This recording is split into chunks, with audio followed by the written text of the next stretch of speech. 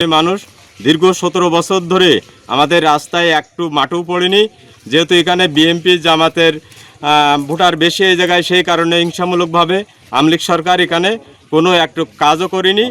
আমরা বর্তমান যে তত্ত্বাবধায়ক সরকার আছে বা আমাদের ইউনিয়ন পরিষদের যিনি বর্তমান দায়িত্বপ্রাপ্ত আছে তাদের কাছে আকুল আবেদন যে অতি দ্রুত আমাদের রাস্তাটা সংস্কার করা হোক। আজ দীর্ঘ 15-16 বছর ধরে এই অবস্থায় রয়েছে।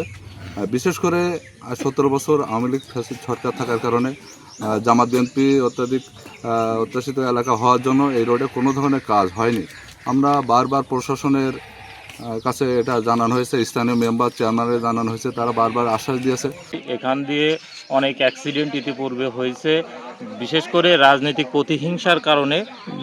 প্রতিহিংসার কারণে এই রাস্তার সংস্কার হয়নি এবং কোনোভাবে এই রাস্তার সংস্কার করা হয়নি। কোনো প্রশাসকও এ পর্যন্ত এদিকে কাজ করতে আগ্রহ দেখায়নি। আমরা চাই খুব দ্রুত কোলে করে নিয়ে পার করতে হবে। রাস্তা এত খারাপ, আমরা রাস্তাটা সংস্কার চাই। অসুস্থ ছিল হাসপাতালে যেতে পারিনি, রাস্তাটা সমস্যা চাই। আমাদের রাস্তার সমস্যা 4 নম্বর ওয়ার্ডের ধর্মপুর গ্রামে ডাক্তার সদরুদ্দিনের বাড়ির সামনের থেকে নিয়ে আমাদের মোড়পাড়া শেখপাড়া জামে মসজিদ পর্যন্ত এবং ওখান থেকে নিয়ে পশ্চিম দিকে পিস পর্যন্ত এই রাস্তাটা অতি জোরে আমরা চলাফেরা করতে পারি না। লোকজন যা আসা খুব সমস্যা। আপনাদের কাছে, কর্তৃপক্ষের কাছে আমাদের দাবি, এই গ্রামবাসীদের দাবি যে রাস্তাটা দ্রুতভাবে সংস্কার হয়, এ আমাদের প্রত্যাশা। এই রাস্তা দিয়ে চলাফেরা করতে পারতেছি না, বিধায় আমরা রাস্তা সংস্কার চাই। দীর্ঘদিন যাবৎ এই চলাচলের যে রাস্তা 4 নম্বর ওয়ার্ড ধর্মপুর গ্রামের 4 নম্বর ওয়ার্ডের ডাক্তার সদরউদ্দিনের মোড় হতে আমাদের ধর্মপুর শেখপাড়া মসজিদ হয়ে সর্দারপাড়া পর্যন্ত যে রাস্তার করুণ অবস্থা, আমরা একটা ভ্যানও যাইতে পারে না।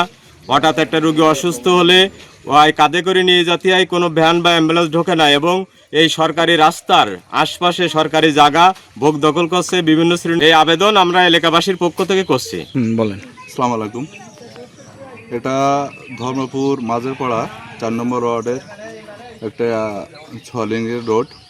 এটা এখান থেকে পিসি রোডের থেকে শুরু করে এই রোডের মাথায় প্রায় ধর্মপুরের শেখপাড়া, কাজীপাড়া, সর্দারপাড়া, মোড়পাড়া সহ প্রায় 400 ঘরের বসবাস। তো এই রাস্তাটা, এই রোডের যে অবস্থা, একটা মানুষ অসুস্থ হইলে অ্যাম্বুলেন্স তো দূরের কথা, একটা ভ্যান পর্যন্ত যাইতে পারে না। এই রোডের মাথায় বেশিরভাগ মানুষের কৃষকের বসবাস, তাদের ব্যবসায়িক ফসল ধান পাট থেকে শুরু করে কোনো কিছু এমনি নিয়ে বহনযোগ্য নয়। বিশেষ করে মানুষ একটু বৃষ্টি হইলে যে হেঁটে যাওয়াটা পসিবল হয় না।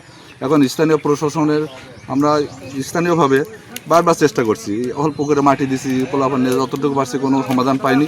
এখন আমাদের তরফ থেকে, গ্রামবাসীর তরফ থেকে আমাদের সবার প্রতি, স্থানীয় প্রশাসনের প্রতি আহ্বান থাকবে, আমরা একটা সুন্দর সমাধান চাই, এই রোডটা একটা সংস্কার চাই।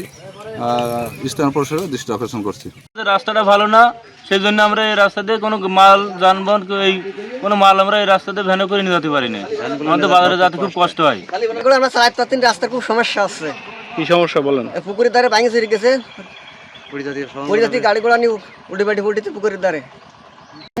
এই বছরে বেশি ভেঙে ঠিক হয়নি কেন? না, যাতে আসতে কষ্ট হয় না? হয় না থেকে ভ্যানওয়ালারা সব আইসে মার্কেট করে না।